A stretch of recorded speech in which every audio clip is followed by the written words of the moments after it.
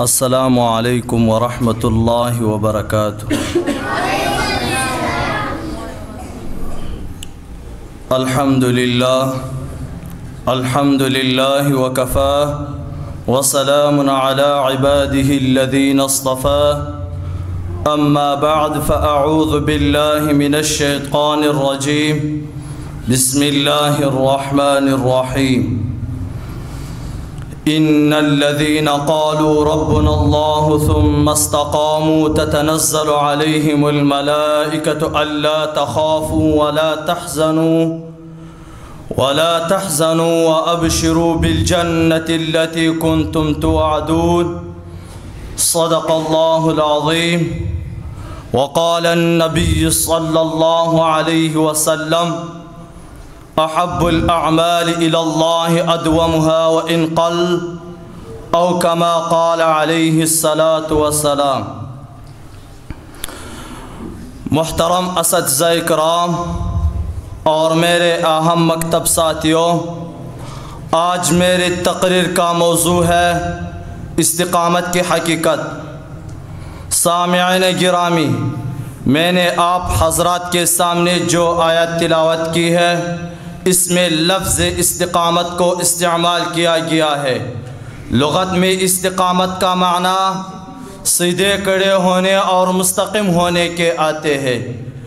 اب اس استقامت کی صحابہ رضی اللہ تعالی عنہ، تابعین رحمت اللہ علیہ اور علماء ربانیین رحمہ اللہ نے کئی تفاسیر بیان کی ہے کہ آیا اس سے کیا مراد ہے۔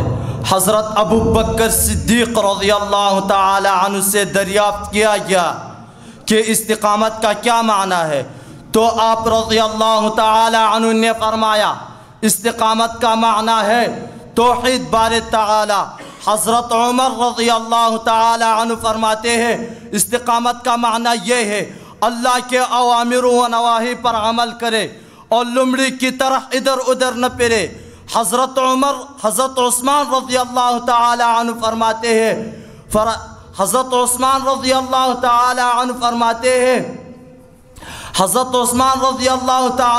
فرماتے ہیں استقامت کا معنی اعمال میں اخلاص پیدا کرنے کے ہے۔ حضرت علی رضی اللہ تعالی عنہ فرماتے ہیں فرائض کو پابندی کے ساتھ ادا کرنا ہی استقامت ہے۔ علامہ نصفی رحمت اللہ علیہ نے لکھا ہے 10 جزوں کا نام استقامت ہے۔ نمبر 1، وَلَا يَغْتَبْ بَعْضُكُمْ بَعْضًا، یعنی تم میں سے بعض کی غیبت نہ کرے۔ نمبر 2، اجتنبوا كثيرا من الظن ان بعض الظن اثم، یعنی بدگمانی نہ کرے۔ نمبر 3، لا يسخر قوم من قوم عسى ان يكونوا خيرا منهم، یعنی کسی مسلمان کی ہنسی مذاق نہ اڑائے۔ نمبر 4، قل للمؤمنین يغضوا من ابصارهم، یعنی اپنے آنکھوں کو محرمات سے بچائے۔ نمبر 5، اذا قلتم فاعدلوا، یعنی جب بھی کوئی بات کرے تو سچی بات کرے۔ نمبر 6، انفقوا من طیبات ما کسبتم، یعنی اللہ کے راستے میں خرچ کرنا۔ نمبر 7، ولا تبذر تبذیرا، فضول خرچے نہ کرے۔ نمبر 8، تلک الدار الآخرة نجعلها للذین لا يريدون علوا في الارض ولا فسادا والعاقبۃ للمتقین، یعنی تکبر نہ کرے۔ نمبر 9، حافظوا علی الصلوات والصلاة الوسطى، یعنی 5 نمازوں کی حفاظت کرے۔ نمبر 10، وَأَنَّ هَذَا صِرَاطِي مُسْتَقِيمًا فَاتَّبِعُوهُ، یعنی اہل سنت والجماعت کے اتقاد پر مستقیم ہونا۔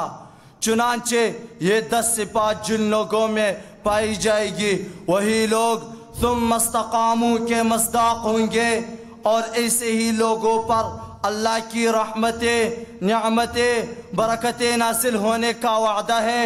اور یہی خوش قسمت لوگ اللہ تخافوا ولا تحزنوا وابشروا بالجنة التي كنتم توعدون، جیسے بشارات عظمیٰ کے مستحق ہے۔ بس اس دلی دعا تمنا کے ساتھ میں اپنے تقریر کو ختم کرتا ہوں۔ وما علینا الا البلاغ المبین۔